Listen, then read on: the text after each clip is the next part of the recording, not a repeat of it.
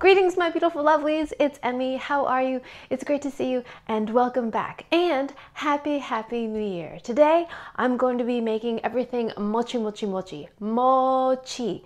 I think when a lot of people think of mochi, they think of ice cream. The kind of sticky rice cake with ice cream in the middle.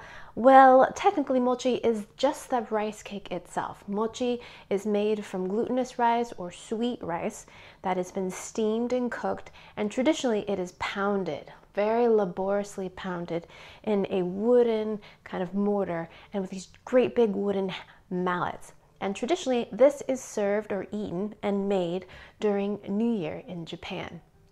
I myself have never made it before. I have seen it made. It is intense and beautiful and rhythmic and just a really cool thing to watch and to see made. And I'm not going to be making it that way. I am actually going to be using this beautiful mochi maker that I purchased, and super excited about this. I didn't even know they had these machines until relatively recently, and with the new year coming up, I am going to be using and christening this machine. So I'm certainly no expert when it comes to things Japanese. I only lived there for a couple years and only spent a couple New Years there, but it is a beautiful time of year. There's a lot of hustle and bustle right before the new year. People are cleaning their homes and preparing food for New Year, because during New Year's, everyone rests, everyone stays at home, there's no cooking, everyone just kind of chills out. So there's a lot of food preparation that happens beforehand. It's called osechi yori, and these are the dishes and foods that are served and eaten during New Year's, so you don't have to cook. Lots of different things, including mochi. So mochi is basically pounded, kneaded, sweet rice that has this glorious, chewy and bouncy and stretchy texture to it. It can be served both sweet and savory. And here is an example of the rice that you use to make mochi. This is mochi gome. Each individual grain of rice, it's much rounder, it's more opaque in color. And when cooked, it has a glorious, sticky texture. So for the batch that I'm making today, I used the included cup and I measured 5 cups of that into a bowl, washed it thoroughly, rinsed it and rinsed it and rinsed it until the water ran clear. And then I put about 2 inches of clean filtered water on top and let that rest for at least 6 hours up to overnight. It's really important for the grains of rice to get rehydrated so you get that really great chewy texture. Incidentally, the rice I'll be using today comes from Koto Farms. It's grown in California.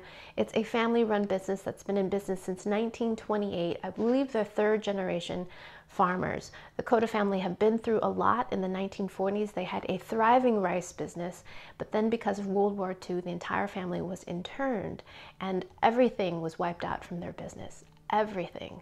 Once the war was over, the family was able to rebuild the business and have continued to do so to this very day. So, great story, beautiful rice. Here is my beautiful mochi maker. You need a very powerful chuchi machine to knead this rice because it is so sticky. So this machine has a lot of torque. It's made by Tiger. It's made in Japan. I love these very kind of analog buttons. And from what I've heard from many of my lovelies who own this machine, it should last me quite a long time. Here's the lid, which we can also use as a tray. Operating instructions. They include a rolling pin for rolling the mochi. This is the blade we'll be using today for kneading the rice. This is a steamer tray for steaming other things if I want to make other things besides mochi. Here is the measuring cup. It's important to use this specific cup and not a standard measuring cup when it comes to measuring the rice. They include another blade, which is pretty cool, and this is for making miso. But unfortunately, it does not include any instructions on how to make miso. So if you have any instructions, please send them my way because I would love to make my own miso. Would love to. And it also includes this kneading basket. Now we're going to add 2 measuring cups of water for the amount of rice that I have soaked. 2. Now we're going to place this back. Make sure it's set in there. Here is my rice that I've been soaking, and after I've soaked it for several hours, I drained it for a half an hour to remove any excess water. Now we're going to put this into the hopper. Oh crap, you need this. Got a little too excited and I forgot the blade. Put your blade on first. Okay, now put your rice in. Even at the top, we are just going to push the steam button. And this will steam our rice, and when it's done, there'll be a buzzer, and then we'll be ready to pound this. So yesterday I made a batch of mochi using this machine. I did 7 cups because I wanted to make a version of mochi that I really love. It's called Kirimochi. Kirimochi is a firm version of mochi that you can store for quite a while. You can purchase it in this form, like this, and it comes in blocks, and it's very hard. It almost looks like an eraser. Perfectly rectangular, smooth.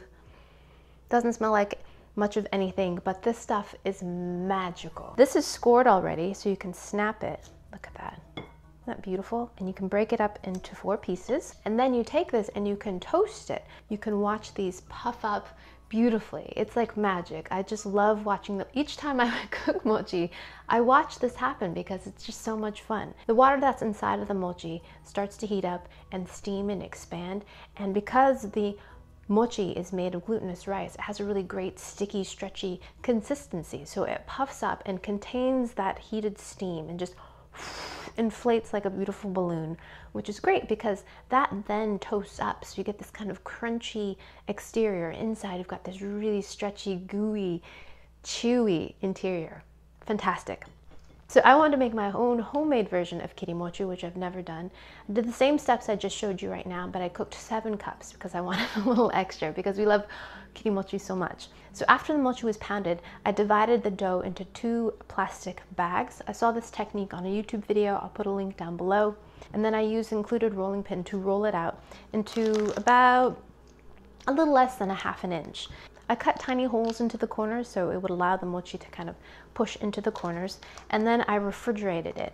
And listen to this. It's just completely firm, completely rock hard solid, which is exactly what we want because now we're going to cut this. So there is the mochi. Now we're just going to peel this away from the plastic, and we've got these kind of like eraser pucks. And then we're going to toast these at 400 degrees until they puff up beautifully. Then we know that they're nice and hot inside, and then we're gonna gobble them up.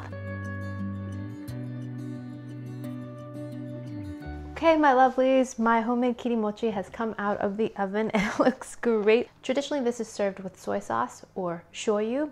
I like to use tsuyu, which is just soup base. This is great concentrated soup base that you can use to make dipping sauces for all kinds of noodles. You can use it to make somen, you can use it to make udon. Great handy stuff to have around. I love it with my mochi. Put a little bit into my dish. Isn't that sweet?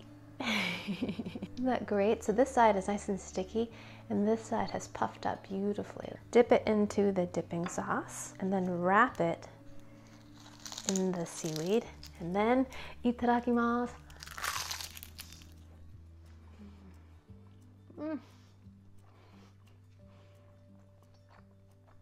So good. So chewy and stretchy. It's almost like a taffy in your mouth. The tsuyu is salty yet sweet and full of umami. And then you've got the crunch and the briny flavors of the seaweed. And then the mochi also has a crispness to it as well. So good. Let me show you how stretchy the mochi is. Look at that. See how stretchy and gooey it is? So great. And when you have mochi by itself, it just tastes like rice. It's very plain. In my opinion, the homemade version is superior than the store-bought. It has a chewy or stretchier texture. When the rice is done, we're going to pound the fresh mochi, and then I'll show you how you can make little mochi cakes filled with bean paste, or you can have it covered with kinoko powder. So I'll come back in a little bit and show you how to do that. I guess I'm back.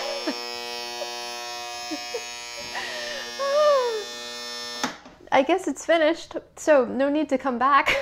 Oh my God. What timing, comic timing. Thank you, Tiger Machine. That was hilarious. Okay, back to work. So now we're going to push the last button, which is the pound button, and it's going to turn that blade down below and make this into a really great dough.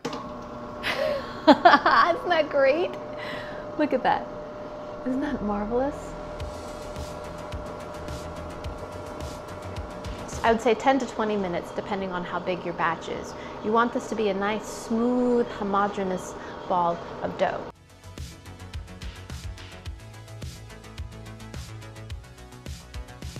I think we're about ready to shape this. You can use potato starch. I'm out of potato starch, so I'm using cornstarch. So I've got some uncle paste, which is just azuki beans that have been sweetened with sugar and have been mashed. This is a traditional filling for mochi.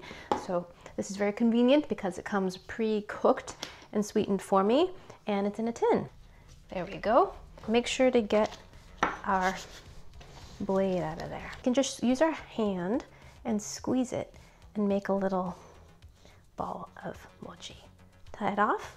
Plain rice ball. This can be served in soups, it can be eaten plain, it can be had with soy sauce. So we can take it and stretch it and just fill it with some of our bean. Stretch it to cover and then pinch to seal. Roll it in your palm. How sweet is that?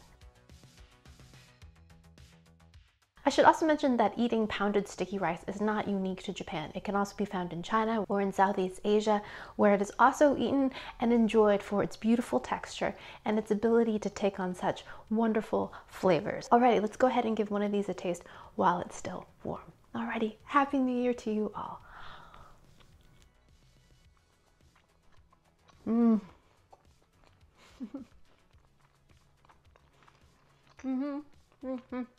It's just so wonderfully chewy and stretchy and bouncy, and then you've got the lightly sweetened uncle paste in there. It's absolutely delicious. Alrighty, my lovelies, there you have it. That's how you make homemade mochi. I had a lot of help with this machine. I'm so grateful for that machine, and I'm so grateful for you. Thank you all so much for being beautiful lovelies, for allowing me to make videos, to do this for a living. I'm just so ever so grateful, and here's to wishing you a great and wonderful 2021. Alrighty, thanks so much for joining me. I hope you enjoyed that one. I hope you learned something. Please share this video with your friends. Follow me on social media, like this video, subscribe, and I shall see you in the next one. Toodaloo, take care, bye.